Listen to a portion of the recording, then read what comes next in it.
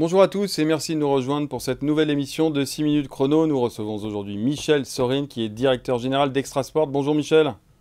Bonjour. Merci d'être avec nous. Nous allons parler d'une des plus grandes courses à pied nature de France, la Saint-Élion, qui a lieu chaque année, il me semble, pour la 68e édition. La Saint-Élion, c'est un monument de l'histoire de la course à pied en France. C'est un immense balai qui se promène de Saint-Étienne à Lyon à travers les monts du Lyonnais. Euh, Comment on fait en tant qu'organisateur, justement, pour faire en sorte que un événement comme la Saint-Élion soit toujours aussi attendu et toujours aussi réputé? Ça, c'est une bonne question. Je maîtrise pas tout. C'est la plus ancienne, c'est la plus grande en termes de participants. Elle est en fin de saison, donc généralement on fait la Saint-Élion et après on range les baskets pour quelques mois. C'est un peu l'aventure aux portes de la ville, pas besoin d'aller autour du Mont Blanc ou dans des contrées reculées de l'Hexagone pour s'éclater. Là, on est vraiment à portée de TER pour aller prendre le départ, donc c'est assez simple. Et puis la Saint-Élion, c'est cette épreuve magique qui se passe de nuit, comme vous le disiez, et surtout, on est encore, c'est encore l'automne, mais on va dire, on est en conditions quasi hivernales. Et chaque année, c'est la surprise. On peut avoir des années sèches, c'est arrivé, douces, mais généralement, on a plutôt affaire à la pluie, à la boue, au froid, voire à la neige. Donc, ça va être la grosse surprise cette année également. Et là, vous attendez combien de personnes? Parce qu'effectivement, il y a plusieurs formats. Il y a la Saint-Élion complète 78 Oui. kilomètres. Il y a la Saint-Express, il y a la Saint-Sprint, il y a la Saint-Élion Parallèle, puis il y a la Lyon-Saint-Élion, l'aller-retour pour les plus costauds. Combien vous attendez de personnes au total sur cette course, sur ces courses? Donc, comme les chemins des Monts du Lyonnais ne sont pas extensibles, on se limite. Donc, on s'est fixé d'avoir 17 000 personnes au départ au maximum.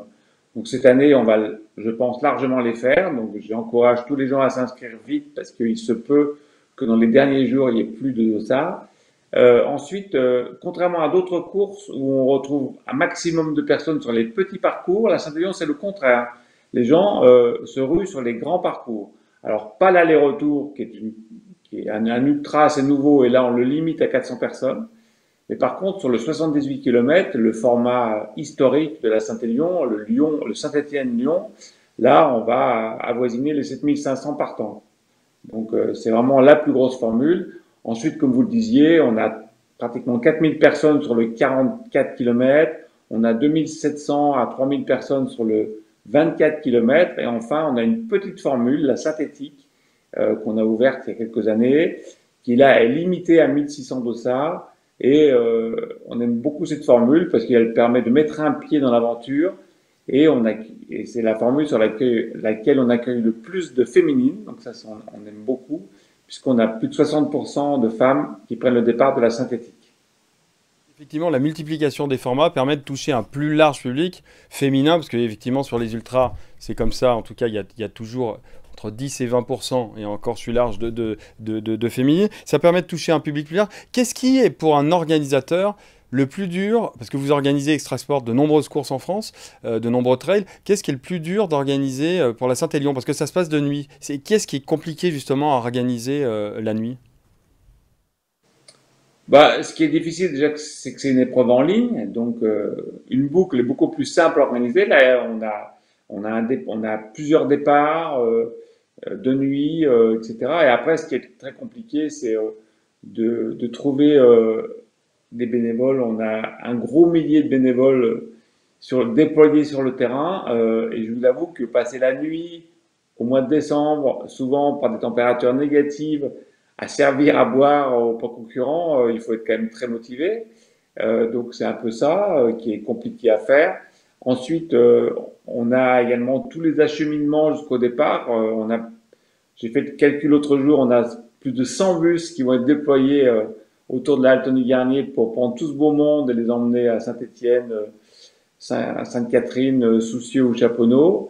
Donc c'est vraiment un déploiement de bus monstrueux. Alors, ce qui est heureux cette année, c'est qu'on a 20% de ces bus qui vont tourner au gaz naturel. Donc, c'est un premier pas. J'espère que dans 10 ans, on n'aura que des bus propres. Et ensuite, effectivement, ce qui est compliqué, selon les années et selon les conditions météorologiques, c'est les secours, puisque une année comme l'an dernier où il y avait beaucoup de verglas sur la fin, on avait pas mal de chutes, pas mal de fractures, donc il faut avoir un PC course qui tourne à fond, avec des moyens médicaux et des moyens de rapatriement qui soient très efficaces. Donc c'est ça un petit peu qui est compliqué cette nuit particulière. Un petit dernier mot aussi, parce qu'effectivement, cette Saint-Élion, c'est ce que vous disiez, c'est le dernier grand défi de la saison de course à pied, de trail. L'année dernière, il y a eu quand même des grosses pointures, parce qu'il y a eu Camille Brouillat et Brouillat et Cédric Fleurton. Cette année, vous attendez qui comme grand nom sur la Saint-Élion? Bah là, on est en train de faire le point à 3 semaines du départ. On va avoir quand même un beau plateau euh, alors, je parlais de la course principale, 78 km. Sur le côté femme, on a la vainqueur de l'an dernier qui va revenir mettre son titre en jeu. Elle aura face à elle Sylvaine Cusso, qui est la marraine de l'édition. Euh, le- euh, et puis il y aura également pas mal de pointures. Je pense notamment à Sarah Veuille, qui a été championne de France de trail long en 2019 et qui cette année est extrêmement motivée.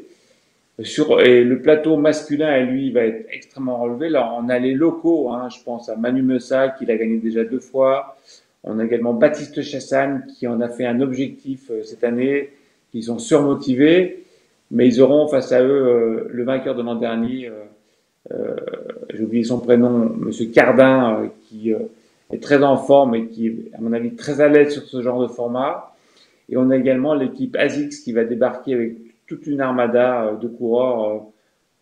Alors là, ça parle un peu aux spécialistes, mais des coureurs qui ont plus de 900 points index UTMB. Donc vraiment, ça va être cette année une grosse bataille en tête. Gros niveau. En tout cas, il y aura aussi bien des élites parmi les meilleures élites de France. Il y aura, j'allais dire le tout, non, le grand public. En tout cas, ça va être une belle fête. Donc rendez-vous le 3 décembre à Saint-Étienne-Lyon. Et puis rendez-vous le lendemain à Lyon pour accueillir tous ces coureurs. Merci Michel d'avoir été avec nous sur ces 6000 chronos. Pour de plus amples informations, www.lyoncapital.fr. Je vous dis à très bientôt. Bonne journée à tous. Au revoir.